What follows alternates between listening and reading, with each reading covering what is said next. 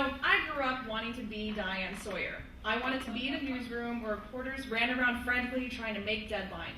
I envisioned lots of swearing, lots of chaos, and I wanted to be in the heart of it all. So as a journalism major at Northwestern, I had the opportunity to spend 3 months in Green Bay, Wisconsin, the winter of my senior year, working as a reporter for a local news station. I couldn't wait to finally start my career as a broadcast journalist. Nerdy, I know, but it was a dream come true. So I walked in to NBC 26, my first day, all starry-eyed, ready for the yelling, the swearing, the chaos. But what I discovered was a ragtag group of journalism burnouts. Everyone in the newsroom was jaded. Everyone hated their job. Meetings consisted of the reporters pitching stories they had read in the newspaper that morning. Very original. The first show I watched was a complete disaster. A camera guy was constantly texting, so he missed all of his camera cues. A reporter didn't finish her story on time, so there was a half-written story in the final newscast. Great journalism. But I was still so excited to be there. So, as I'm sure you're figuring out, NBC 26 wasn't the station people watched when they actually wanted to get the news. It was a station people would watch if they were looking for a good laugh or if they knew someone who worked there. We had fewer reporters than every other station in town, and Bob, our news director, was known as the village idiot. So while there was a fire going on, and I mean a literal fire, we'd be down the street covering a local pep rally. I remember one time I went to go cover one of these actual fires, but when I got there, the fire was out and the other crews were already gone. I ended up getting shots of the burnt house afterwards. So that night, the other newscast had this great video of the blazing fire, while our station featured stagnant shots of burnt house. Riveting television. So on the day when the Wisconsin governor, paid a visit to Green Bay, kind of a big deal for a small town like that, we spent the majority of our news meeting discussing coverage of a 102-year-old's birthday party. I mean, good for him, but not really newsworthy. I finally spoke up and I asked who was covering the governor's visit, which resulted in the other reporters looking at each other saying, oh, shit. Our newsman showed up just as the event was ending. So I spent my first 2 weeks shadowing a pregnant reporter, aka I carried all of her shit while she reported. Mostly she just bitched about work and thought about her next meal. The first week, I thought it was so cool to just be going out on stories and helping her. I didn't care that I was basically her personal assistant. I didn't go to school for this, but by week 2, the routine was getting old. I was itching to go out and find my own stories, interview my own people. Luckily, my first big break came that second weekend when the producer asked if I wanted to cover the opening weekend of ice fishing. Of course, I immediately said yes. Now, if you don't know what ice fishing is, it's basically a bunch of people standing around at a frozen lake looking into ice holes. It's probably the least exciting thing on the planet. But I was so excited. I went to bed that night with that nervous/excited feeling in the pit of my stomach, but it turns out that feeling in my stomach was actually the start of the stomach flu. Perfect timing, right? I kept thinking about what would happen if I didn't do the story. I'm a very dramatic person, so it was the end of the world. I'd never be a reporter. I had to do it. I called my mom, crying hysterically, freaking out in a panic. I was so upset. So my parents lived about 4 hours from Green Bay, so they said they would drive up to help me out.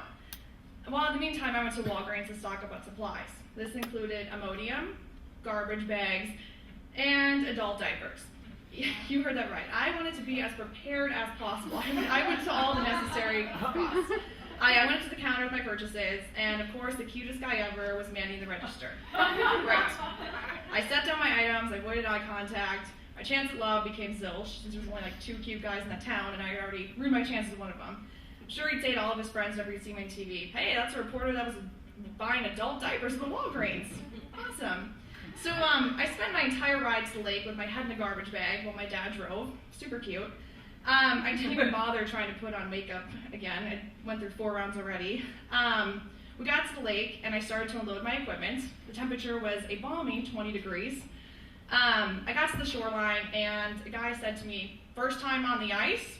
I asked him how he could tell. I thought I was being super cool about it, despite being terrified and sick. He pointed to my boots. I was wearing those fashionable riding boots that women wear to work. Not really appropriate for the ice, no traction, paper thin. But with all of the other things I was dealing with, the last thing I cared about were my shoes. I mean, here I was walking around with an adult diaper on underneath my jeans, and he was commenting on my shoes. But I couldn't care less at that point. I was more focused on not throwing up. I kept looking at all the ice holes, thinking to myself, well, if I need to puke, I can just do so in one of these holes. Then I remembered puke floats, so that wouldn't have worked out so well. I learned that the hard way a couple summers earlier when I puked while water skiing, but that's a whole other story. I know. I mean, these are truly disgusting thoughts to have, but I had to have a backup plan. The last thing I wanted to do was puke on the person I was interviewing. Great start to my career. But luckily, I made it through the shoot vomit-free. It was a success. I was live on the air that night, and I thought I did a pretty good job despite all the obstacles. I had this reporter high. I was so pumped up in adrenaline. 2 days later, the news director reviewed it with me, and he commented on my appearance. You need to put more makeup on next time. You look like you just walked off the ice and onto our set. Not really a great comment to receive, but you know what? Thank God he didn't say that my ass looked weird because of the diaper I was wearing. I really expected him to say something about that, because when I watched the footage, it was kind of obvious. So I was okay with the makeup comment. And you know, despite his comments of my lack of makeup, apparently I did a good enough job to qualify me as the station's resident ice expert. I had found my niche, it seemed. I spent most of that internship covering ice-related stories. There was the time another reporter and I were sent out into negative 30-degree weather to talk about the cold's impact on ice fishing. We were the only ones who did a story on it, probably because no other station allowed the reporters to stand outside and freeze to death just so they could report on a winter sport. And, you know, the ice stories, they just kept coming. I was assigned to cover the closing weekend of sturgeon spearing season, which is basically a more boring version of ice fishing. People stand around looking into a hole waiting to spear a certain kind of fish, a sturgeon. The guy I ended up interviewing had speared his first sturgeon ever after having done the sport for 17 years. I don't know about you, but that's dedication. I watched him grab the sturgeon. He actually brought it into the nearest bar. It was so great. I've never seen someone so genuinely happy to catch a fish. Then there was an ice safety story, which involved me jumping into a random man's pickup truck to drive out onto the ice. I was desperate. Luckily, I didn't become the center of my own news story. Reporter goes missing while covering story about safety. And you know what? If it would have happened, my station probably wouldn't have heard about it until they read about it in the newspaper the next day. But you know, to me, that's what I came here to do. Follow the story, whatever it may lead to, no matter the danger to myself. That was some Diane Sawyer shit right there. I felt proud knowing that none of the other reporters would have done this. They would have just left, which was probably the smartest idea in hindsight, but that's besides the point.